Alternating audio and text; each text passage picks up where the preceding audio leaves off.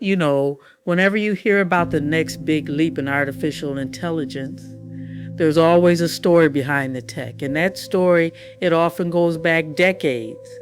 Well, today we're going to pull back the curtain on the mind behind a name that's about to power our future, Blackwell. So picture this. It's the spring of 2024. Tech giant NVIDIA's on stage at their huge AI conference, and they're about to announce their next great leap forward. And the hype, it was absolutely off the charts. Everyone was waiting to see the tech that would power the next generation of AI. And boy, did they deliver. They revealed what they're calling the world's most powerful chip. Now, this isn't just a simple upgrade. Oh no, this is a complete rethink of what computational power can be, built specifically to train these enormous AI models that are now measured in trillions of parameters. But what really got people talking, it was the name they chose for it. Blackwell. It wasn't some cool code name or a figure from mythology. It was a real person's name. So that's the big question, right? Why? Why name the very engine of our AI future after him? To get that answer, we've got to go back in time, all the way back to a small town in southern Illinois, because the name belongs to David Harold Blackwell, a man whose quiet brilliance, well, it basically laid the groundwork for the very revolution this chip now powers. David Blackwell's early life was just astounding. Born in 1919, his intellect was obvious right from the get-go. I mean, think about the speed here.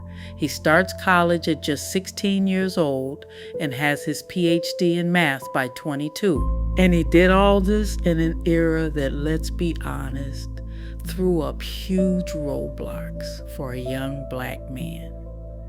And his goals started out pretty humble. He actually thought about becoming an elementary school teacher.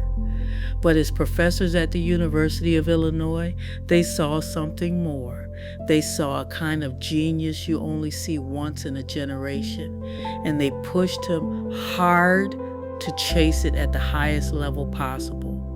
And that chase led him to ideas that are now just fundamental to statistics and computer science. But here's the key to really getting Blackwell.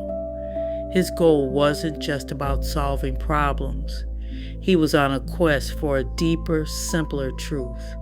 And it's that search that led to his most famous theorems. This is probably his most famous contribution, the Rao-Blackwell theorem. And at its core, it is an unbelievably elegant idea. Okay, imagine you have a really blurry photo. This theorem is like a mathematical filter that systematically sharpens that photo, giving you a much, much clearer picture using only the information you already had. So let's walk through how this thing, sometimes called Rao-Blackwellization, actually works. You start with just a rough guess, any old estimate. Then you filter that guess through what's called a sufficient statistic, which is really just a fancy way of saying you use a summary of all the important info your data holds. And the result? A new, way better estimate that is guaranteed to be more accurate. Right, so here's the bottom line. The improved guess is never worse than your first one. It's always at least as good, and almost always, it's enormously better. It's a foundational tool for squeezing the most accuracy out of your data with the least amount of error. It's just brilliant. And this quote just says it all, doesn't it? It gets right to the heart of who he was. He wasn't chasing papers or awards. He was driven by this pure, deep desire to simply understand things. And that search for understanding, well, that's what led to his most powerful breakthroughs. But here's the thing.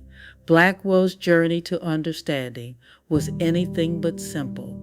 To really truly appreciate what he accomplished, you have to see the world he was navigating and the incredible barriers that were put in his way.